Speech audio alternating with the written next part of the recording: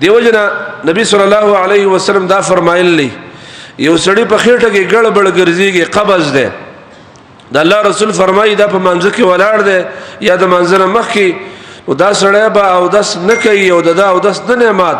حتى يسمع صوتا او يجد ريحا تر دې چې سړی आवाज نه اوریدل د هوا د خارجېدو یا بوی نه محسوس کړي دا روایت دا معنا نه ده چې کوم علما استهزاء کوي په دې موبایل باندې چې ګوره له حدیث وجه به هوا او داس نه ماتيږي دا حدیث دا معنا ده چې یقین ته وګوره کستا یقین په دې پیدا شې او داس مات ده نو مات ده او که یقین دی بدیو چا سه په خېټ کې ګړبړ کیږي او د شیطان دا اصول جو سړی او د سوکي او د غټ او د سماته بلاره کې پوکې کوي کله کله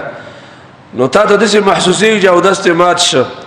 کله دا مشران سپینګری چې دیو ته رکوع سجده کې وجستانه د متیادو قطرې لاړې حالانکه ستا جامیم بالکل وچی او غندم دم بالکل وچی نه محسوسيږي خو شیطان د سه وجستانه قطره لاړ د پیغمبر د سه وی چې او د یقیني ده لہذا په دې شکیو په دې وسوسه به او د سماته نه وي چې او د دې سړی او د سمات نور دا خبره جدا ده چې سړی زکام والے دغه بوی نه محسوسي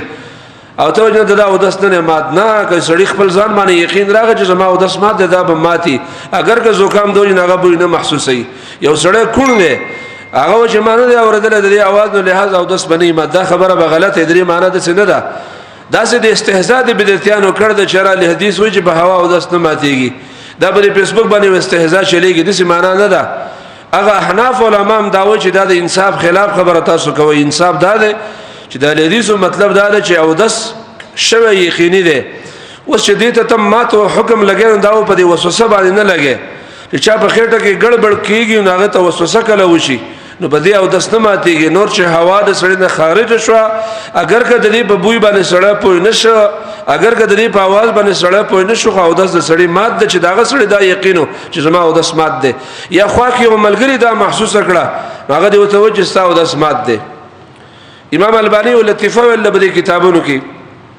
هغه ما د یو عالم نه دا اوریدلی هغه زه په حرم کې ناس ما تلاوت کاو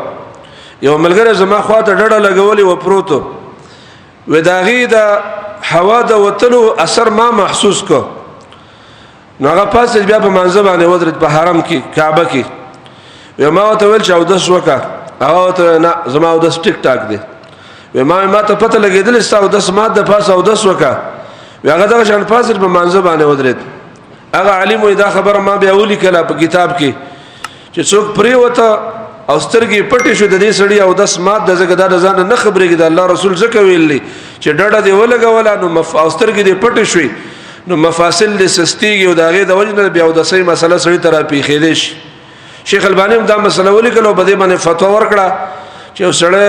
سترګې پټې شوي غوګونه بند شو او د ډډه لګولې وندا ناقض للوضو ده تیر جمعه کې ما درې وضاحت کړو د خوب د مسلې وضاحت میکړو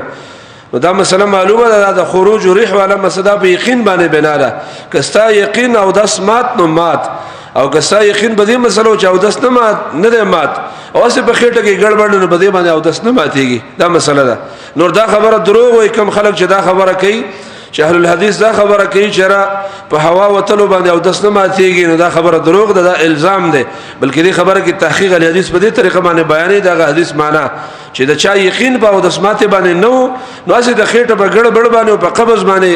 ګړبړ په خېټه باندې او د سماتيږي یا یو سره دا تشو د سماته لار نه دا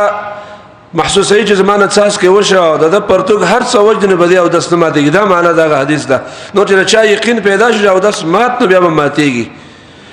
دیو نورونو تحقیق ول بکار دي خپل مسائل کې دینی مسلو کې چې قران او حدیث څنګه ویلي باغ باندې عمل کول بکار دي او کتاب او سنت چې وشته ناقضه نه ویل چې بدی او د سماتيږي نو ټول دنیا مولیان نشي ماتوله خو الله او رسول ویل ساو د سمات دا به ماتي چې الله او رسول کوم شي دا ناقض للوزونه ول بدی باندې او د سماتيږي